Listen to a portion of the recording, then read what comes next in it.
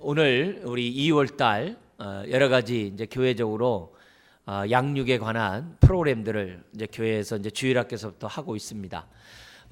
지금 우리 1월 달에는 내가 성령과 더불어 사는 삶을 살고 있는가, 성령과 더불어 살고 있는 그 증거 16가지 우리가 좀 살펴보면서 내가 얼마나 성령의 인도함을 받는 자녀인지를 우리가 좀 살펴봤었죠. 2월 달에는 우리 신앙을 업그레이드하자라는 주제로 좀 말씀을 나누려고 합니다. 업그레이드라는 말을 이제 나이 어르신 분들은 잘 쓰지 않는 그런 표현입니다만, 이제 젊은 층에서는 업그레이드라는 말을 참 많이 씁니다. 한 예로 운전하시는 분들은 제때제때 그 내비게이션을 갖다가 업그레이드를 해야 엄한 길로 안 가요. 가끔 저도 이 업그레이드 하는 걸 잘 안 해가지고 막 차가 산 위로 가고 막 바다로 지나가고 막 이제 그런 경향이 없잖아 있어요. 그래서 제때제때 그걸 이 업그레이드를 시켜야 운전할 때 이제 편하죠. 컴퓨터도 마찬가지예요. 업그레이드를 안 시키면 컴퓨터 사용하기가 너무 힘들어요. 그래서 우리가 이제 업그레이드 시켜주면은 이제 컴퓨터도 자유롭게 쓰죠. 특별히 이 컴퓨터 쓰는 사람들은 뭐가 있냐면은 이 바이러스가 있어요. 이 바이러스를 갖다가 업그레이드 시켜놓지 않으면 신종 바이러스를 잡지를 못해요. 그러면 컴퓨터가 망가지죠. 그런 것처럼 우리의 신앙이 옛날 모습으로 이렇게 그대로 내버려 두면 새로운 시대를 살아가기가 참 어려워요. 그래서 우리의 신앙을 계속 업그레이드 시켜 나가야, 다른 말로 하면 이제 주를 아는 지식 속에 계속 자라가야 우리가 신앙생활을 하기가 그만큼 용이하다는 거죠. 그래서 2017년을 살아가는데 옛날에 그런 신앙의 수준을 가지고 2017년 살아가려고 하면 그건 너무 힘들어요. 못 산 건 아니죠. 그러나 너무 힘들어요. 내 자신이 굉장히 답답하면서 2017년을 살아갈 수밖에 없다는 거죠. 그래서 그런 의미에서 우리의 신앙이 계속 업그레이드가 돼야 돼요. 주를 아는 지식 속에 계속 자라가가지고 뭔가 좀 이게 달라야죠. 하나님과의 관계도 그만큼 자라가고, 지체와의 관계도 그만큼 자라가고, 나와의 관계에서도 자라가고.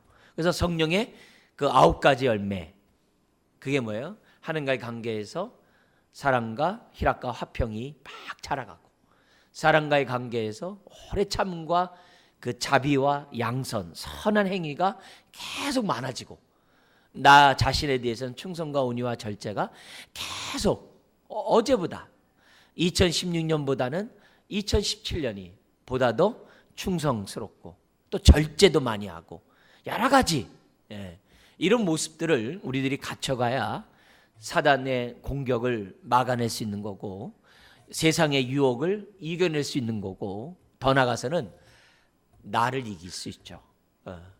내가 날마다 정과 욕심을 십자가에 못 박을 수 있는 하나님의 사람으로 무장이 될 수 있다는 거죠. 그래서 그런 의미에서 우리가 2월 달에 우리 신앙을 갖다가 업그레이드 하자, 자라가는데 좀 힘쓰자, 이런 주제로 말씀을 나누려고 합니다.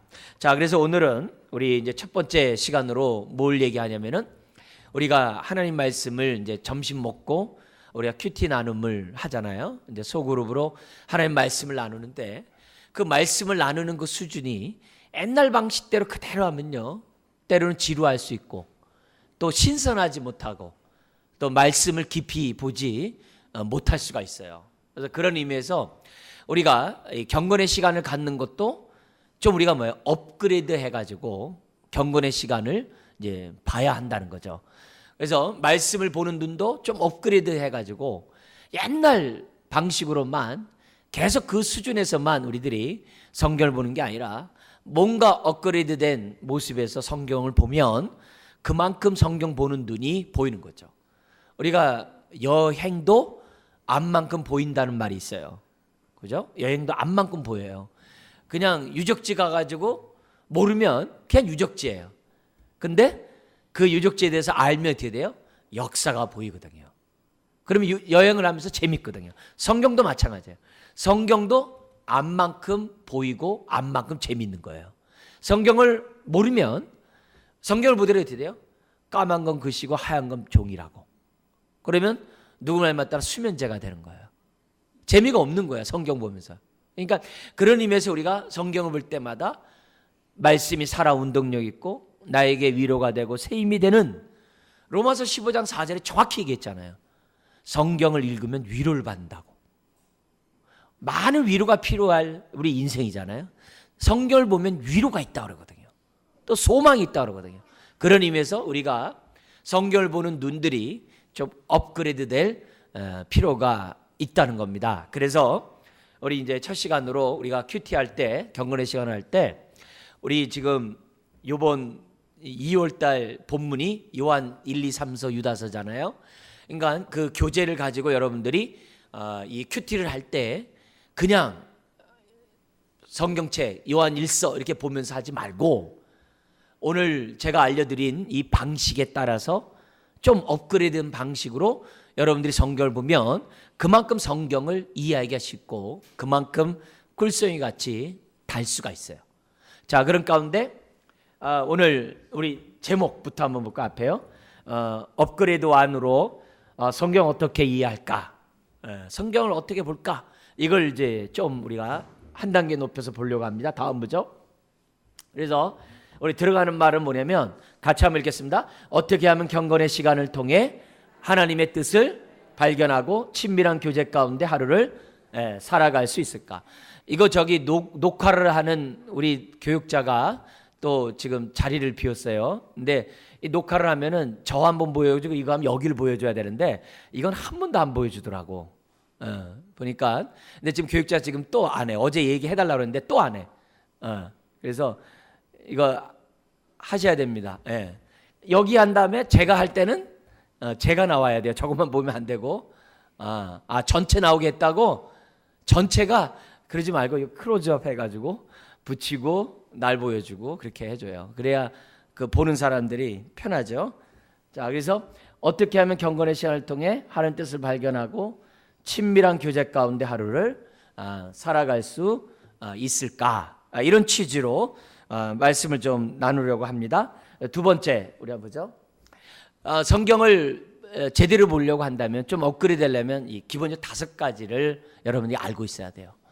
이 5가지 정도 알면 그래도 초등학교 수준은 돼요. 유치원 수준에서 이제 초등학교 수준으로 성경을 우리가 이제 볼 수가 있다는 거죠. 나중에는 대학교 수준까지 갔으면 좋겠는데 어쨌든 우리 초등학교 수준을 한번 보자고요. 성경 본문이 딱 나오면 5가지 정도는 기본적으로 알아야 되는데요. 1단계 우리 한번 읽어볼까요? 성경의 기록 목적을 알라. 그러니까 성경을 딱 보면 무조건 이렇게 읽지 말고 그 성경 각 권에 대한 뭐냐면 기록 목적을 한번 보자는 거예요. 그러면 전문가가 아니기 때문에 모르잖아요. 그러니까 우리 같이 지금 큐티 교재 이렇게 하면은 큐티 교재를 다 이렇게 사기 때문에 거기 보면 뭐가 나와요? 요한일서다 그러면 요한일서가 왜 쓰여지게 됐는지 배경과 내용이 뭔지를 이렇게 설명을 해주게 돼 있어요. 그리고 요즘 웬만한 성경책 제일 앞에 보면은 간략하게 배경과 내용이 무엇인지를 아주 심플하게 해놨습니다. 그래서 기본적으로 우리가 성경 보려고 한다면 그 성경의 기록 목적을 우리들이 봐야죠. 여러분 드라마 보는데 드라마 보려면 어떻게 돼요? 기본적인 개념을 가지고 봐야 하잖아요. 요즘 젊은 층들이 인기 있는 뭐 도깨비 뭐 있어요? 그 도깨비 보면서 거기서 다른 생각하면서 도깨비 보면 안 되겠죠. 그죠? 또 어떤 사람 뭐 의학에 관한 무슨 뭐 드라마를 보는데 그걸 갖다 딴 생각 가지고서 드라마 그 의학 그 드라마 보면 재미가 없겠죠. 도대체 저 드라마를 통해서 작가가 뭘 의도하려고 하는지 기본적인 어떤 개념이라도 줄거리라도 기본적으로 생각한 다음에 봐야지. 그렇지 않으면은 드라마를 보면서 어떻게 돼요? 재미가 없을 거예요. 마찬가지예요. 성경을 보면 각 성경이 쓰여진 기록 목적이 있어요. 물론 큰 그림이 있습니다만 기본적인 그러한 각 곳마다 있어요. 예를 들면 베드로전서 같은 경우는 고난 가운데 있는 성도들이 어떻게 해야 되는가? 옛날에 저 어렸을 때는요, 어려운 일 있고 힘든 일 있으면 무조건 보따리 싸들고 기도원 갔어요. 그리고 기도원 가서 쫙 하다가 내려왔다고. 그렇지 않으면 기도원에 못 가면 어떻게 돼요? 교회 가가지고 철야했다고. 힘들고 어려우면 무조건 철야했다고 막 밤새면서 쫙 하고 왔어요. 그런데 애가 학교 갈 때 빨리 엄마가 와가지고 밥을 차려줘야 되는데 엄마가 안 오는 거야. 왜? 엄마는 불 받았다 열심히 기도하지만 애는 밥을 먹어야 되는데 밥을 차려주지 않고 있으니까 어떻게 돼요? 애가 어떻게 생각하겠어요? 나 엄마 믿는 하나님 안 믿겠다 이렇게 나오는 거죠. 그죠? 아이가 그걸 이해하겠어요? 그걸 이해할 나이가 된다면은 혼자 스스로 차려 먹을 정도 되겠죠. 그러나 그렇게 안 하거든요, 되게. 근데 이 베드로전서는 뭐냐면 너희 삶이 어려움 가운데 있느냐? 힘드냐? 그렇다 할지라도 우리의 하루하루 살아가는 삶은 잃어버리지 말라. 힘들어도 너의 일상생활을 다 하면서 일상생활 속에서 믿음으로 행하라. 그게 베드로전서예요. 그럼 어떻게 고난 중에서도 일상생활을 내가 다 하면서 살아갈 수 있을까? 그걸 구체적으로 5장까지 설명해 놓은 것이 베드로전서예요. 심지어 국가의 관계에서, 직장 생활에서, 또 가족 간에서, 부부 간에서 어떻게 고난 중에서 우리들이 신앙생활을 하면서 일상생활을 할 수 있느냐. 그게 베드로전서거든요. 그래서 고난을 당하는 성도들의 자세. 이거 기본적으로 알고 베드로전서를 보면요, 앞만큼 보이는 거예요. 그 글 하나하나가 보이는 거예요. 우리 오전에 데살로니가 교회가 어떻게 돼요? 많은 환난 가운데서도 말씀을 받을 때 어떻게 받았다고 그래요? 성령의 기쁨으로 말씀을 받았대요. 네. 근데 그 배경을 알면 어떻게 돼요? 그런 단어들이 예사로운 단어가 아니에요. 예사로운 단어가 아니에요. 네. 사랑의 수고. 그냥 아무것도 없는 가운데 사랑의 수고와 그 배경을 안 다음에 사랑의 수고는요, 다른 의미예요.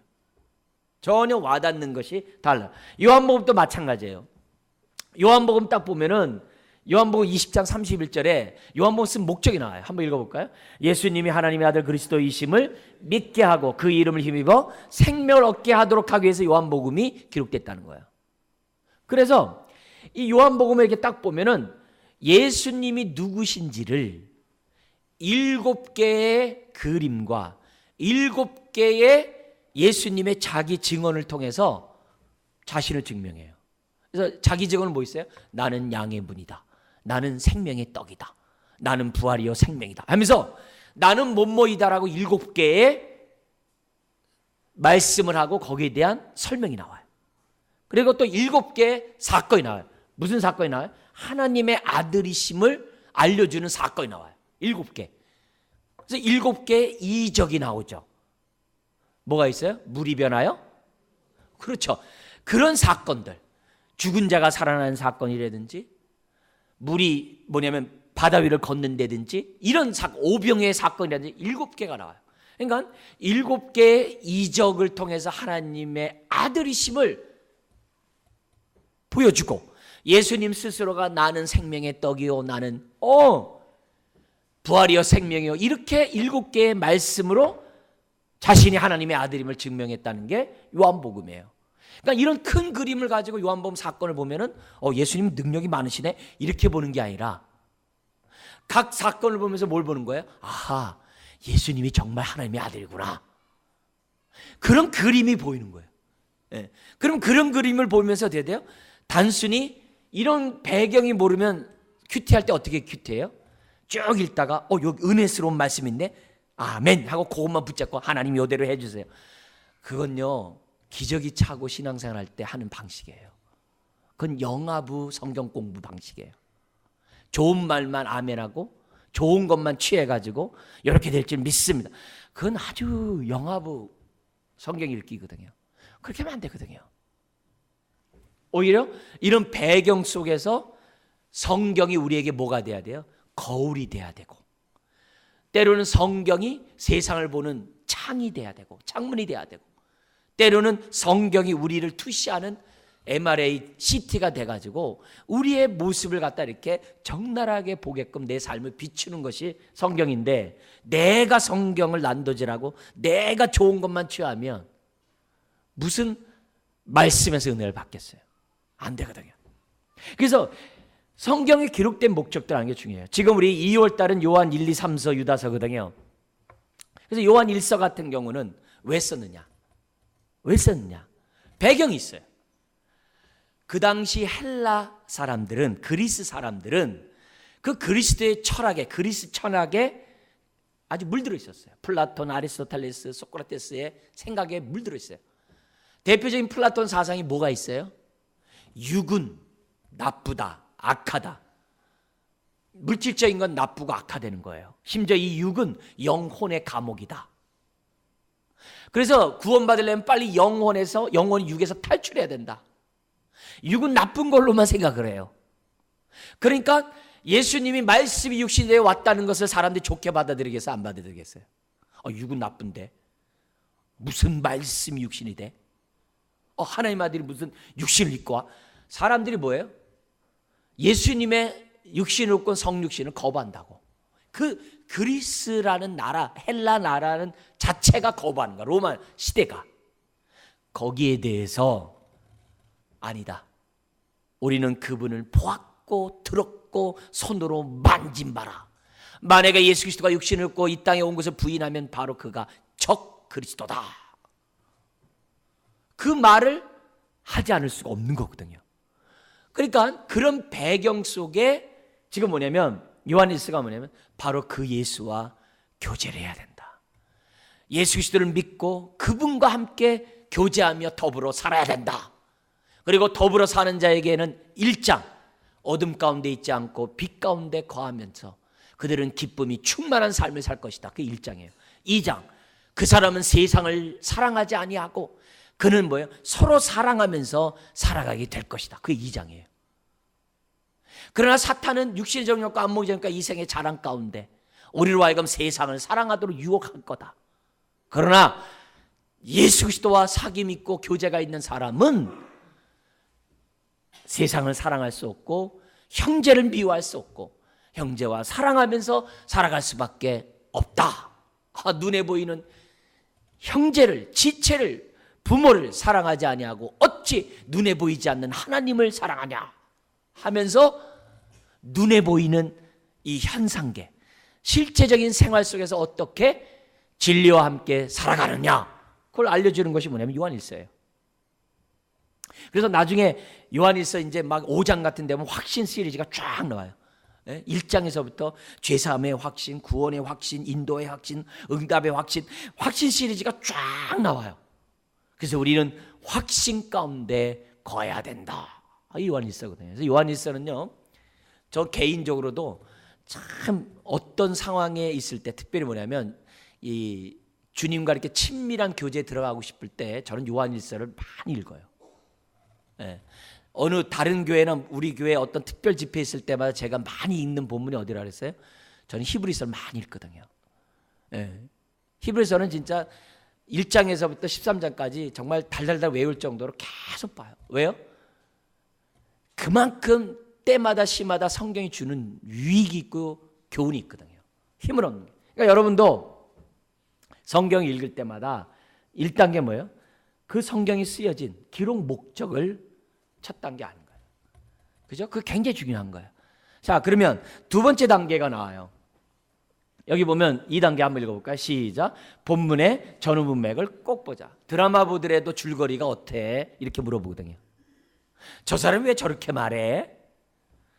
아니, 드라마도 전후 문맥 보면서 성경을 보면서 문맥을 안 본다는 건 말이 안 되죠. 그죠? 그래서 제가 항상 뭘 할 때마다 문맥을 얘기를 해요. 배경을 얘기하고 흐름을 얘기를 하게 되어 있어요.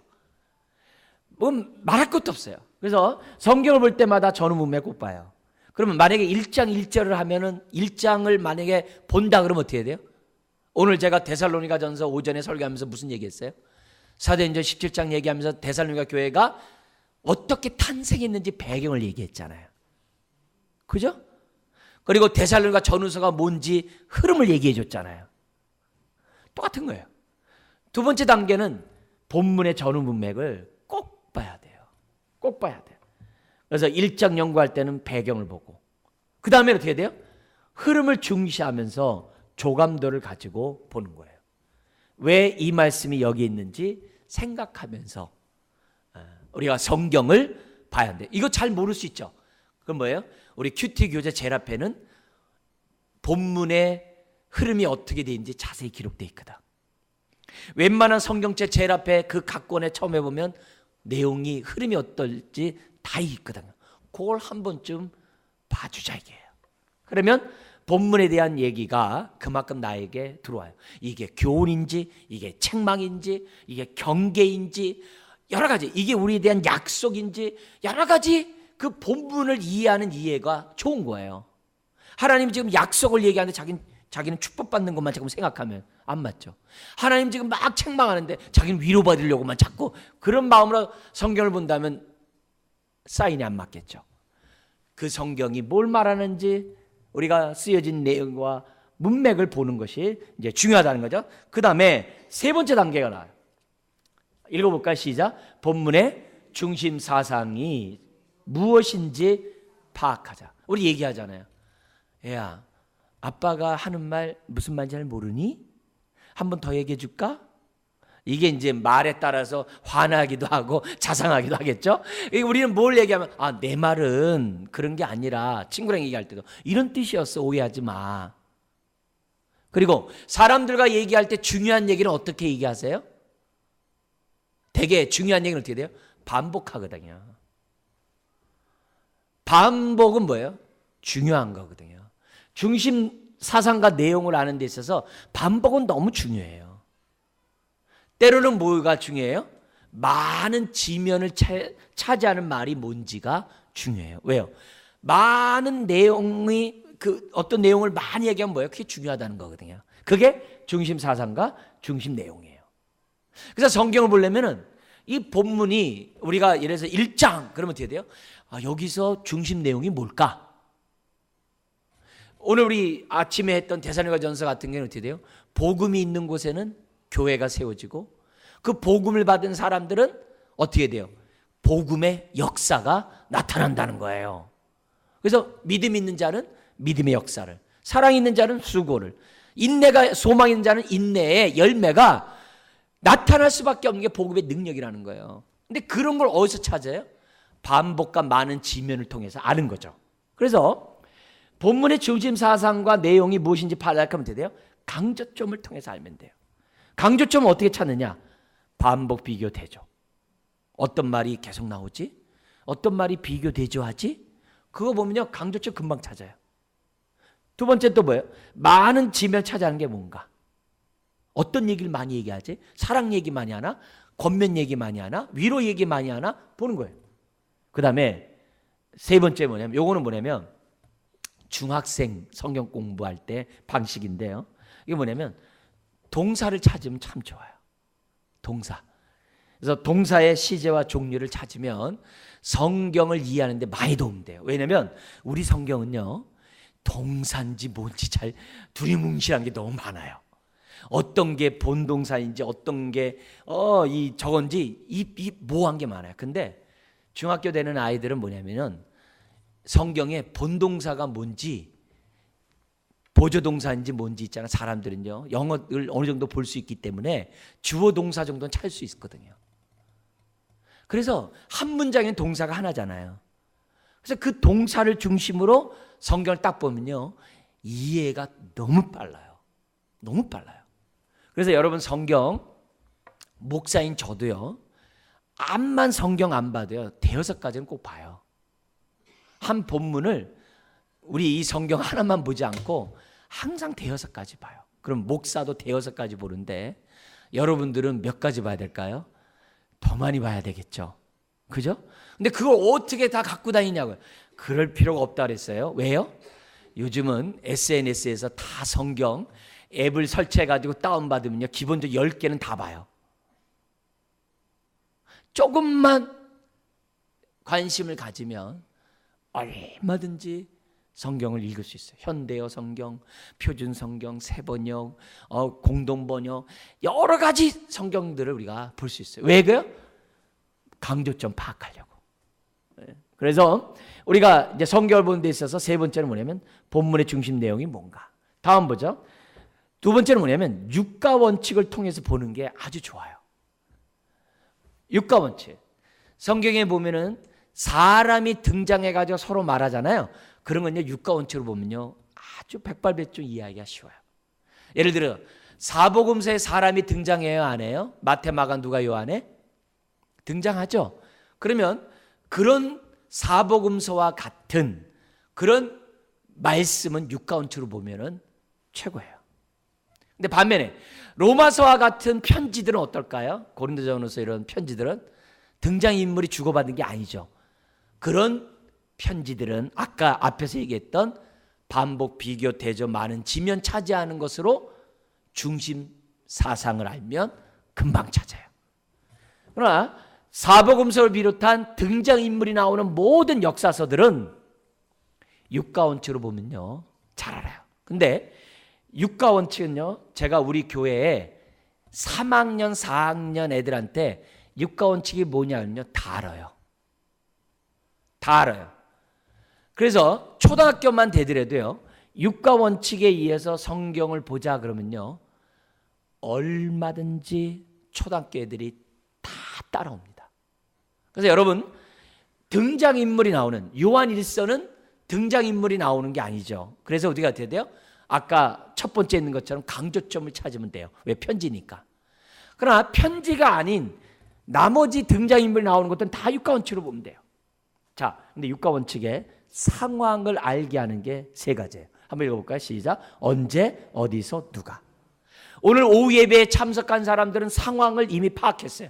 말하지 않아도 다 알아요. 근데 이 자리에 참여하지 않은 친구들에게 제가 신앙의 업그레이드 하자 그러면서 말씀 보는 게 5단계가 있대. 그 설명하려면 어떻게 해야 돼요? 주일날 오후에 얘기해야 되잖아요. 교회에서 오후 예배 때 나오잖아요. 우리 목사님이 우리 성도들에게 신앙의 업그레이드 하면서 성경을 이해하려면 5단계를 가지고 봐야 된다고 말했어 하면서 어떻게 해야 돼요? 언제 어디서 누가라는 상황을 얘기할 수밖에 없는 거예요. 누구한테 얘기하려면. 그리고 뭘 얘기해요? What. 성경을 이해하는 5단계. 어떻게 하면 잘 볼 수 있을까? 무엇을 어떻게 왜. 그 중심 사상 내용을, 그래서 그 결과 어땠느냐. 성경에 다 나와요. 그래서 육가 원칙에 따라서 등장인물이 나오면 언제 어디서 누가 무엇을 어떻게 이해. 예수님이 제자들이 어떻게 왜 그 결과 이렇게 나오는 거예요. 그래서 이렇게만 보면 벌써 어떻게 돼요? 편지들은 반복, 비교, 대조, 많은, 지면. 그렇게 보면 중심 내용 알고, 사람이 등장하면 육가 원칙, 그러면 중심 내용을 알게 돼 있어요. 그 다음에 중학교 과정이 구문 분석인데 요거는 초등학교 때는 안 해도 돼요. 구문 분석은 뭐냐면 아까 동사 보자 그랬잖아요. 그래서 주문장이 뭔지, 보조 문장이 뭔지 이렇게 보는 거예요. 그거는 중학교 때 보는 거고 여기서는 안 봐도 돼요. 어쨌든 중요한 건 뭐냐면은 중심 내용과 중심 사상을 우리가 발견하고자 하자. 그게 세 번째. 성경을 볼 때마다. 이걸 알아야 성경이 볼 때 살아있는 걸 보죠. 네 번째. 다음 보면 같이 읽어볼까요? 시작. 중심 사상을 가지고 해석할. 해석할 때 그냥 해석하면 자기가 설교 들은 대로, 자기가 옛날에 설교 들어 깨달았던 대로 성경을 봐요. 그러면 어떻게 돼요? 그만큼밖에 성경을 안 보여요. 그렇게 하자는 게 아니잖아요. 왜 강조점을 왜 찾았어요? 중심 사상을 왜 찾았어요? 해석하려고. 본문을 제대로 해석하려고. 엄한다리 긋지 않고 제대로 파악하기 위해서 중심 사상을 본 거잖아요. 그래서 반복, 비교, 대조, 많은, 지면 차지하는 걸 통해서 성경을 해석하는 거예요. 자, 그러면서 첫 번째 우리 한번 읽어볼까요? 시작. 먼저 어려운 단어나 인명, 지명, 어려운 문장 등을 해결하라. 제가 오늘 아침에 마게도냐하고 아가야 얘기했어요. 아, 마게도냐가 어디고 아가야가? 그럼 제가 설교 들을 때 여러분이 어떻게 돼요? 여기가 어디야? 이거 듣다 제 설교 하나도 못 들어요. 되게 성도님들이 모르는 단어나 진명 나오면 거기에 필이 꽂혀가지고 제 설교를 못 듣는다고 그래요. 그래서 제가 어떻게 해야 돼요? 그런 단어 나오면 미리 설명을 해줘요. 마게도냐는 오늘날 그리스 북부입니다. 거기 수도가 데살로니가고요. 그리스 남부는 아가야라고 그러는데 거기 수도가 고린도입니다. 그러면 그렇구나 하면서 제 설교에 집중을 해요. 마찬가지예요. 성경 읽다 보면은 모르는 단어가 있어요. 근데 요즘은 자세하게도 성경 밑에 보면 또 설명해 주네요. 인명과 지명 어려운 문장 있어요. 잘 모르잖아요. 요즘 SNS, 스마트폰 다 있잖아요. 거기서 뭐예요? 탁 치면 나와요. 데살로니가. 그럼 탁 나와요. 여기가 뭔지. 웬만한 거 다 나와요. 그래서 그 조금만 다다다닥 치면 인명, 지명, 단어 뜻은 나오게 돼 있어요. 나오고 있어요. 자, 그런데 두 번째 읽어볼까요? 시작. 그러나 사전적인 단어 해석에 만족하지 말고 중심 사상과 어떤 관계가 있는지를 생각하면서 의미를 파악하려고 한다. 오늘 아침에 믿음에는 역사가 있어야 된다 그랬을 때 우리 성도, 대학교 나온 성도가 저한테 뭐라고 했다고요? 목사님, 이 역사가 교회사예요? 종교사예요? 이렇게 묻는 거예요. 세계사, 국사 묻듯이 그렇게 묻는 거예요. 그래서 제가 웃었겠어요? 당황했겠어요? 당황했죠. 근데 표했을까요? 안 했을까요? 안 했죠. 그러면서 이 역사는요, 기독교 용어고 우리가 믿음의 행동을 갖다가 역사라고, 특별히 살아있는 행동을 얘기할 때 역사라는 표현을 써요. 이렇게 설명했어요. 그래야 어떻게 돼요? 역사라는 단어가 나타날 때마다 운동력 있는 믿음 이렇게 생각할 거 아니에요. 그죠? 또 뭐도 물어봤다 그랬어요? 외식, 성경에 외식하지 말라. 그러면 그럼 집에서 밥 해 먹어야 되네요. 이거요. 대학 나온 사람이 저한테 물었어요. 우리 교인이. 그러니까 이 외식 그것도 뭐예요? 그렇게 생각한다는 거죠. 그게 아니라 정말 외식적인 그 행동들, 위선적인 행동들, 속과 겉이 다른 그러한 행동들, 이런 걸 외식이라고 합니다. 설명하면 돼요? 이해가 되거든요.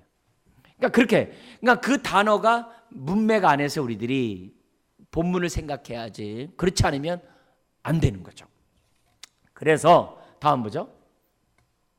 중심 사상을 우리가 한 단어 한 문장으로 볼 수 있도록 해야 된다 그러는데, 왜냐하면 그거는 써먹을 수가 없기 때문에 그래요.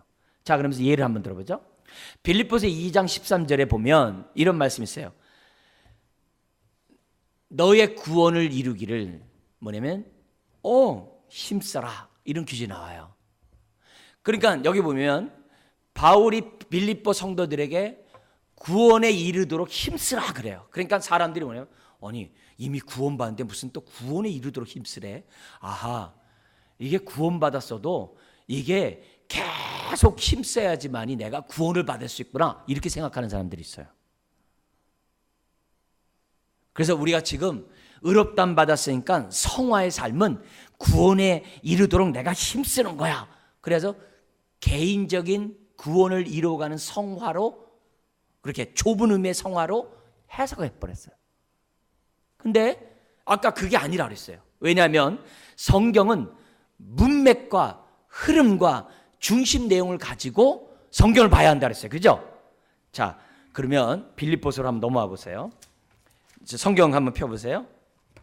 빌립보서 2장에 보면 2장 13절에 2장 12절 13절에 12절에 그러므로 나의 사랑하는 자들아, 너희가 나 있을 때뿐 아니라 더욱 지금 나 없을 때에도 항상 복종하여 두렵고 떨림으로 너희 구원을 이루라, 그랬단 말이에요. 자, 그러면 항상 복종하여 두렵고 떨림으로 너희 구원을 이루라, 이게 뭐냐면 그럼 구원의 확신도 갖지 말고 그냥 하다가 이렇게 해야 되나? 그런 얘기 전혀 아니에요. 왜냐? 그러므로라는 말이 있다는 얘기 무슨 말이에요? 앞에 문장과 연결되어 있다는 거죠. 그죠? 문맥 안에서 단어 보라 그랬어요. 그러면 그러므로라는 말이 있다는 얘기는 앞에 얘기예요. 그럼 앞에 얘기가 뭐예요? 5절에서부터 11절에 어떤 얘기가 나와요? 너희 안에 이 마음을 품으라, 곧 그리스도 예수의 마음이니. 예수의 마음을 품으래요. 근데 예수의 마음이 어떤 거예요? 6절에 하나님과 동등되지만 종의 형체를 입고 이 땅에 오셨다. 종의 형체를 입고 오실 정도가 아니라 또 뭐예요? 죽기까지 낮아지셨다. 죽기까지 섬기셨다. 근데 이 예수를 우리 하나님이 높이셔가지고 하늘 보좌 우편에 앉게 하셨다. 하늘과 땅 아래에 있는 모든 자들이 예수 그리스도에게 무릎 꿇고 주라고 여호와라고 부르도록 했다. 그 얘기예요. 그럼 여기서 초점 뭐예요? 그리스도의 마음은 뭐예요? 종됨, 섬김의 마음이에요. 그 마음을 가지라는 거예요. 자, 그러면 종됨의 마음을 가져라. 그러므로 항상 복종하여 두렵고 떨리면 너희 구원을 이루라. 이게 또 뭐야? 종됨의 삶을 살아야 구원받는단 말인가? 여러분, 그 얘기가 아니라 종됨의 삶은 누구에게 보여야 되는 거야? 서로에게 보여야 되는 거거든요. 그러면 왜 예수님의 샘플을 보였어요? 2장 1절 4절 때문에 그래요. 그럼 2장 1절에 4절 한번 보세요. 특별히 2장 2절 보세요. 마음을 같이하여 같은 사랑을 가지고 뜻을 합하여 어떻게 품으래요? 한 마음을 품으래. 그러니까 빌립보 교회가 지금 어떤 상황이라는 거예요? 한 마음을 품지 않았다는 거야. 4장에 보니까는 유집사님하고 순집사님 서로 싸우는 거야. 다 교회 열심히 하는 사람들이거든요. 근데 내가 더 열심히 해, 네가 더 열심히 해 하고 싸우는 거예요. 그래서 너희들이 뭐예요? 마음을 같이하여 한 마음을 품으라고 2절에 얘기하는 거예요. 싸우지 말고. 그러면서 3절에 아무 일에든지 다툼이나 허용을 하지 말고 오직 겸손한 마음으로 서로 자기보다 남을 높게 여겨서 낮게 여겨서 각기 자기를 돌아보므라 또한 다른 사람을 돌아보아 서로 어떻게 돼요? 사랑 안에서 기쁨이 충만하라. 예수님이 그렇게 살지 않았느냐? 그러므로 항상 복종하여 두렵고 떨림으로 너의 구원을 이루라. 그렇게 해서 어떻게 돼요? 2장 14절 넘어가는 거예요. 뒤로 뭐예요? 모든 일에 뭐가 없이 하라? 원망과 시비 없이 하라. 그럼 원망과 시비는 누구예요? 서로 간의 관계에서 나타나는 일들이죠. 그러면 여기 나타난 두렵고 떨림으로 너의 구원을 이루라는 게 여기에 구원은 어떤 구원이에요? 우리가 하나됨을 힘써 지켜나가는 것을 구원이다. 이렇게 얘기하는 거예요. 그러니까 우리가 성화가 개인적인 성화만 있는 게 아니라 어떤 성화가 있다는 거예요? 우리 공동체의 성화가 있다는 거예요. 그걸 지금 얘기해요. 근데 똑같은 구원이 1장 19절에도 나와요. 1장 19절 한번 볼까요? 빌립보서 1장 19절 시작. 이것이 너희의 간구와 예수 그리스도의 성령의 도움으로 나를 어디에 이르게 한다고요? 구원에 이르게 한다. 바울이 구원의 확신이 없었네. 구원에 이르게 하다니. 그렇게 해석하면 안 돼요. 여기 구원은 뭐냐면은 바울이 감옥에 갇혀가지고 석방을 하게 되는 그 구원이에요. 내가 석방하게 되는데, 감옥에 갇혀 있는데 석방되는데 어떻게 석방되느냐? 너의 간구와 예수 그리스도의 성령의 도움으로 내가 석방할 것이라는 구원이에요. 그러니까 이 구원이 우리가 말하는 일상 쓰는 그런 구원이 아니라 석방의 구원이고, 2장 13절에 22절에 나온 구원은 뭐예요? 우리 일상 쓰는 그 좁은 의미의 구원이 아니라 서로 종노릇하며 한 몸을 이루는 그리스도의 몸을 세우는 구원이라는 거예요. 한 몸을 이루는 구원이라는 거예요. 왜 이런 단어가 나와요? 중심, 사상을 중심으로 흐름에 따라 해석하니까 이렇게 나오는 거예요. 다음 보죠. 여기 제가 막 수백 번 하는 성경 구절에, 그죠? 고린도전서 3장 16절 17절에 성전을 더럽히지 말라 그래요. 우리 앞으로 넘어가 보세요. 앞으로 너무 중요한 얘기면 또 눈으로 확인해야 돼요. 3장 16절 17절 고린도전서 3장 16절 17절 나와요. 같이 한번 읽겠습니다. 시작. 너희는 너희가 하나님의 성전인 것과 하나님의 성령이 너희 안에 계시는 것을 알지 못하느냐? 누구든지 하나님의 성전을 더럽히면 하나님이 그 사람을 멸하시리라. 하나님의 성전은 거룩하니 너희도 그러하니. 그러면 어떻게 하면 성전이 더럽혀질까요? 그러면 사람들이 우상숭배하면요, 음행하면요, 죄지면요, 이렇게 얘기를 해. 그거는 성경을 모르는 사람이죠. 중심 내용을 가지고 흐름에 따라 해석하라 그랬어요. 그럼 여기에 전문맥이 뭐예요? 전문맥이 뭐예요? 10절과 15절에 보면 무슨 얘기냐면은 마지막 우리 하나님이 불로 심판할 때 믿음으로 행하지 않는 모든 것들은 다 불에 타 없어져 버리고 믿음으로 행한 것만 남는데, 그러면 뭐가 다 날아가 버릴까? 뭐가? 성전을 더럽히는 행위를 한 것들은 다 날아가 버려. 그리고 성전을 더럽히지 않는 행위만 남아. 근데 뭐가 남느냐 이게. 그게 어째래요? 3절에서부터 지금 뭐예요? 9절까지 내용이에요. 그럼 3절 9절 내용이 뭐예요? 거기 4절에 보면 뭐예요? 고린도 교회가 그 당시에 파당이 있었어요. 바울파, 아볼로파, 게바파. 파당이 있어가지고 어떻게 돼요? 교회가 나눠져 있어요. 이렇게 나눠져 있는 그런 행위가 뭐라는 거예요? 성전을 더럽히고 있는 죄라는 거예요. 그런 자를 하나님이 3장 16절에 뭐예요? 17절에 그 인생을 멸한대요. 여러분, 그래서 교회는 하나 되면 힘써 지켜야 되는 거예요. 얼마나 중요한지 몰라요. 그래서 성전이 어떤 때 더럽혀지냐? 파당지면. 근데 6장 19절에 나와요. 뒤로 2장 넘겨보세요. 6장 19절에 보면 너희가 하나님의 성전인데 이 성전이 더럽히지 않도록 하라고 그래요. 이건 뭐냐면 개인 성전이야. 3장은 공동체 성전이고, 여기 개인 성전은 어떻게 하면 더러워져요? 18절 뭐예요? 음행하면 개인이 더러워지는 거야. 그러니까 똑같은 성전을 더럽히는데 3장은 우리가 하나 되지 못하면, 6장은 음행하면 성전이 더럽혀져요. 어떻게 이렇게 해석해요? 중심 내용을 가지고 흐름에 따라 해석할 때 가능한 거예요. 우리 시간이 없어서 제가 간단히 설명을 넘어갈게요. 시편 66편 18절이 뭐냐면 죄악을 품지 않으면 하나님이 내 기도 들어주지 않는다는 거예요.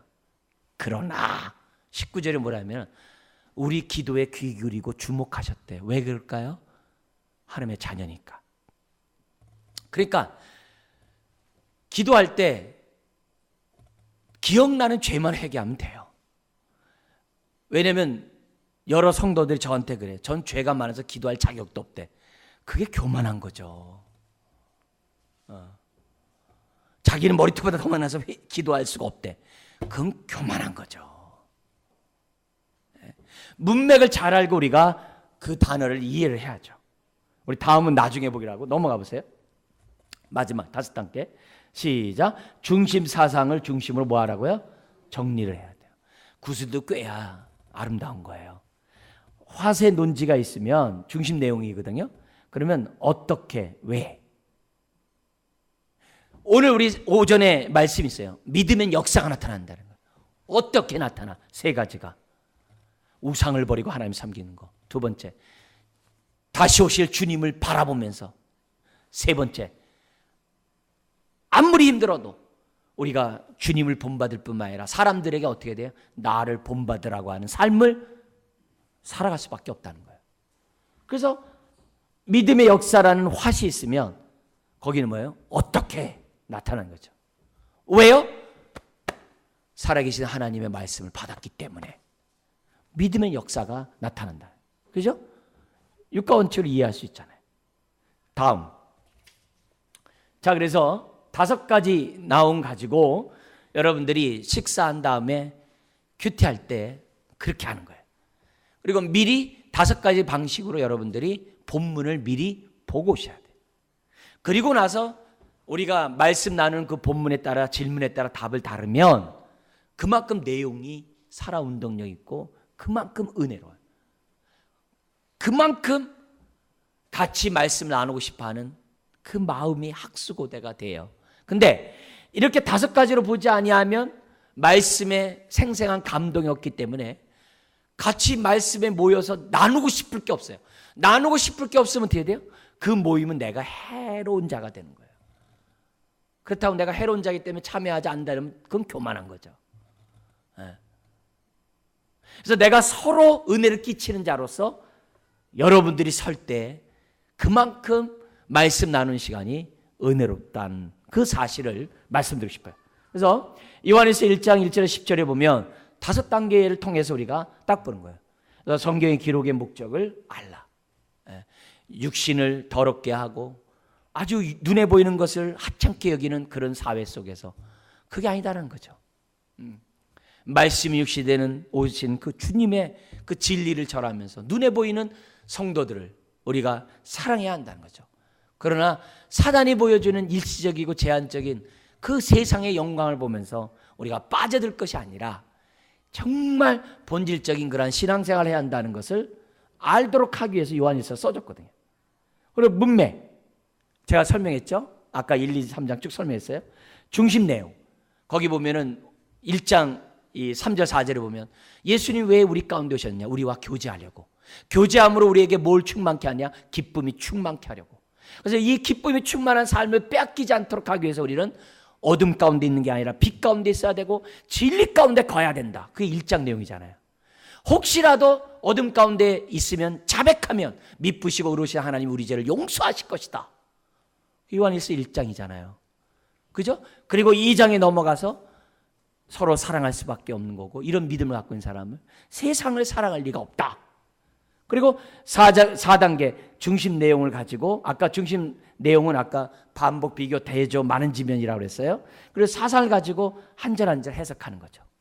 그리고 중심 내용 가지고서 내용을 정리하는 그 모습. 그래서 예수님이 왜 성육신 했느냐? 1장 1절에서 4절 우리와 사귐을 가지려고. 그리고 5절부터 10절 그 성육신과 함께 우리들이 서로 교제할 때 우리는 빛 가운데 거하는 인생들이 될 것이다. 딱 1장 내용이 우리들에게 이제 보여준다는 거예요. 그래서 그런 내용을 가지고 서로 하나님 말씀 나누면 그만큼 말씀이 나의 심령에 딱 새김바 되어서 기억나고 생각난다는 거예요. 할렐루야.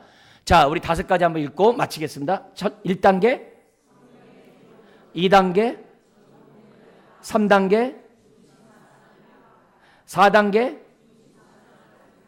5단계.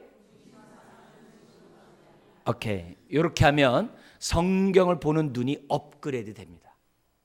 우리 인생 기계만 업그레이드 시키지 말고 우리의 신앙을 업그레이드하는 2017년 되시기를 주의 이름으로 축원합니다. 한번 기도하겠습니다. 하나님 아버지, 모든 성경은 하나님의 감동으로 된 것으로 교훈과 책망과 바르게 함과 의로 교육하게 유익하다고 했습니다. 뿐만 아니라 하나님의 사람을 온전하게 하며 하나님의 모든 선한 일을 행할 능력을 주는 것이 말씀이라고 했습니다. 주여, 이 말씀을 사사로이 풀지 않게 하여 주옵소서.